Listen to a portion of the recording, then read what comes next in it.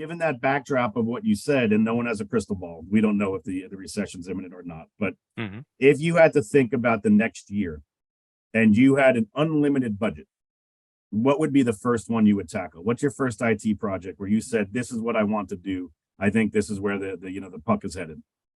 Yeah. So the easiest answer is zero trust infrastructure for my security program. Okay. Yeah, for me, that's the highest priority because it's highest ROI. It's the most forward-looking. It enables a lot of the business transformation activities that we want to do. So that could be things in the SASE, secure service edge space, microsegmentation space. I'd lump API security into that as well. I think as apps move to more API-based microservice architectures, that's going to become a new attack surface. But there's another area that I really want to explore. If I really had unlimited budget, I don't know what it's called necessarily, but called security data management. So I'd love to have a security data lake and analytics tools that I could apply to that lake for all aspects of my security team. So it would be asset management combined with vulnerability management, combined with incident management and incident response, because I see a huge promise in that space.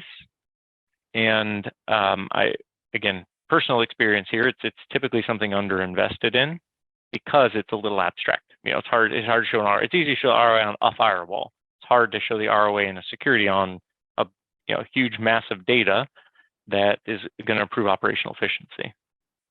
I think you just answered my next question. I just jotted that down as fast as possible because, Graham, I think each one of those is worthy of going into, and I'm glad you wrote down API security because there's two names I wanted to ask you about, Salt and No Name.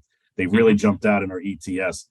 I will get back to that, but real quickly, if you saw the three hottest trends in your world in enterprise tech, I kind of think you just answered it, but maybe to surmise, zero trust, you're looking for across the entire board infrastructure, not just one implementation here like a Zscaler, but you're looking for zero trust across the board. Can you maybe explain to us and our listeners the difference between having one ZTNA type of aspect versus a full zero trust policy?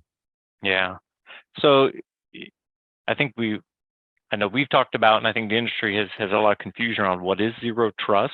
So I would, I guess, redefine it to say it's more a software approach to security rather than a hardware approach.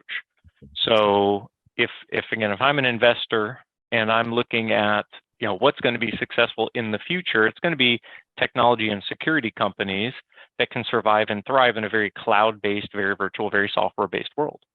So, think diverse networks, think microservice architectures, think, virtualization, virtual hosts. So you're right, like something like a company like Zscaler has many zero trust compatible technologies. In fact, they're building a stack and a platform to try to do microsegmentation, to do, the SSE, secure service edge, essentially, similar to like Netscope, similar to some other companies who are building that suite out.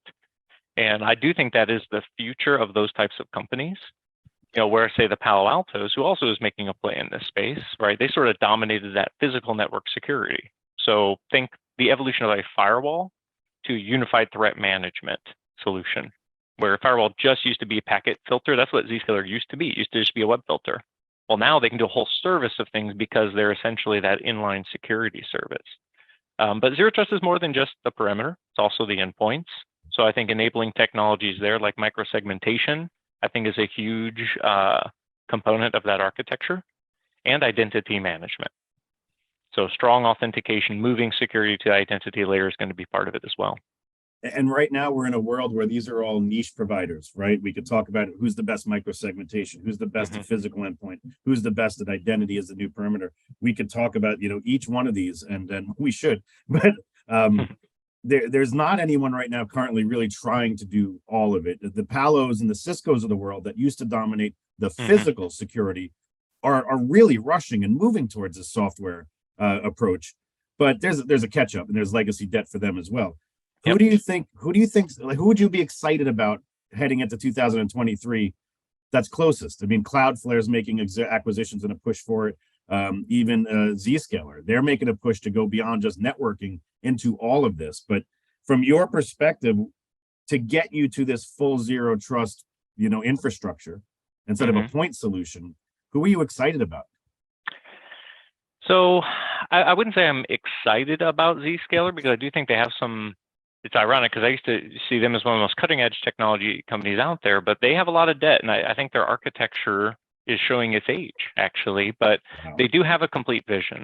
Actually think Netscope I'm more excited about than Zscaler because I think that they're a little more modern in their approach. There's a small company I like called Access Security. They're very young, they're more niche, but they're expanding their capabilities. And I think that they have a vision to become a full zero trust solution. But it's tough because I don't know if there's anyone that I would say they're the one, right? They're the one that's going to dominate this market right now.